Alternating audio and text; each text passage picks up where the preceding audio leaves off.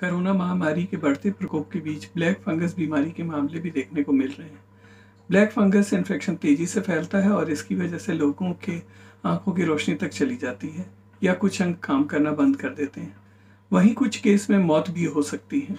नमस्कार, मैं डॉक्टर आशुतोष श्रीवास्तव, आयुर्वेद विशेषज्ञ।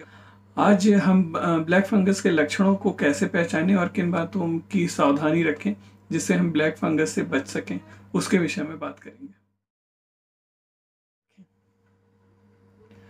कोविड महामारी के इलाज के दौरान एंटीबायोटिक और स्टेरॉइड देने से नेचुरल बैक्टीरिया व इम्यूनिटी काफ़ी कम हो गई।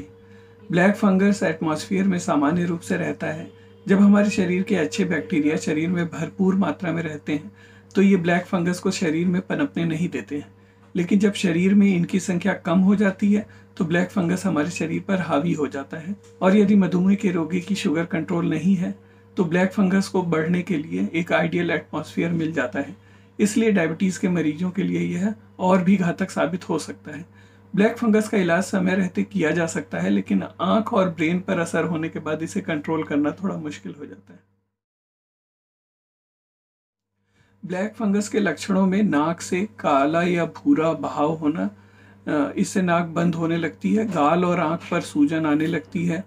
अगर आंख पर सूजन आने लगती है तो समझिए कि हमने इसे पहचानने में थोड़ी देर कर दी है, इसलिए आंख पर सूजन आने से पहले हमें सावधान हो जाना चाहिए।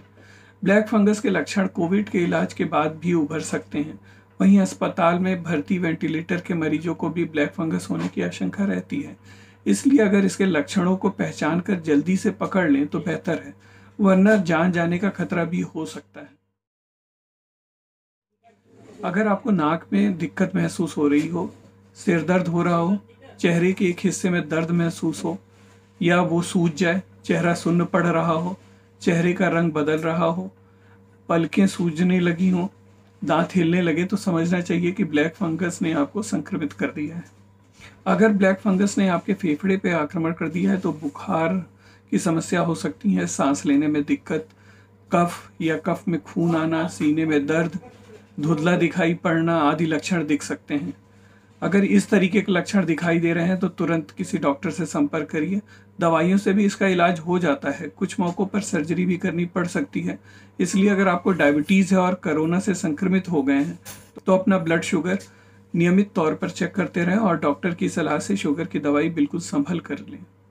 सिलेंडर से सीधे ठंडी ऑक्सीजन देना भी ब्लैक फंगस का खतरा उत्पन्न कर सकता है। इस बीमारी की चपेट में आने वाले मरीजों को एंटी फंगल दवा दी जाती है। फेस मास्क को लंबे समय तक इस्तेमाल नहीं करना चाहिए। N95 मास्क को 5 बार इस्तेमाल करने के बाद फेंक दिया जाना चाहिए और कपड़े के मास्क को एक आदत के दौरान रोजाना रात में धो देना चाहिए ताकि अगले दिन उसको यूज़ करा जा सके।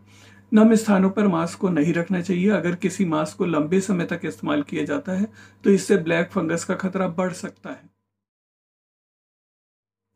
ब्लैक फंगस का इन्फेक्शन बहुत ही खतरनाक साबित हो सकता है। यह नाक या मुंह के जरिए शरीर में प्रवेश करता है। दूसरे चरण में यह आंख को प्रभावित करता है और तीसरे चरण में यह दिमाग पर अटैक करता है। इस रोग को हराने के लिए 4 से 6 सप्ताह तक दवाइयाँ लेनी पड़ती हैं। गंभीर मामलों में 3-3 महीने तक इलाज चलता है। देश में कोरोना संक्रमण के मामलों की तुलना में ब्लैक फंगस के केस कम हैं। चूंकि कोविड के केस ज़्यादा हैं, इसलिए ब्लैक फंगस के और केस आने की आशंका है। फंगस या फफूंदी वातावरण में रहती है और गर्मी व नमी हो तो फफूंदी बढ़ती है। आपने अक्सर देखा होगा कि ब्रेड पर कभी कभी फंगस लगने से सफ़ेद या हरे रंग का दाग दिखने लगता है। ब्लैक फंगस का खतरा आमतौर पे उन लोगों को ज़्यादा होता है जो पहले से शुगर के मरीज हों, ज़्यादा एंटीबायोटिक लिया हो, कैंसर के मरीज और ट्रांसप्लांट करने वाले मरीजों को भी इसका खतरा अधिक रहता है। ट्रांसप्लांट में होता यह है कि कुछ ऐसी औषधियाँ दी जाती हैं जिन औषधियों से जो हमारे शरीर के अच्छे बैक्टीरियाज होते हैं वो भी डैमेज हो जाते हैं, जिसकी वजह से बाहर से जो भी इन्फेक्शन रहता है वो हावी हो जाता है शरीर के ऊपर।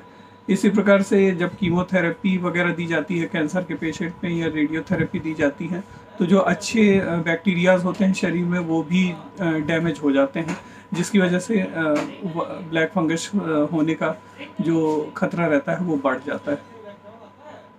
उम्मीद है इस जानकारी का प्रयोग करके आप स्वयं और आसपास के लोगों को लाभान्वित कर सकेंगे। कृपया इस जानकारी को ज़्यादा से ज़्यादा शेयर करें, लाइक और सब्सक्राइब का बटन दबाना ना भूलें। धन्यवाद।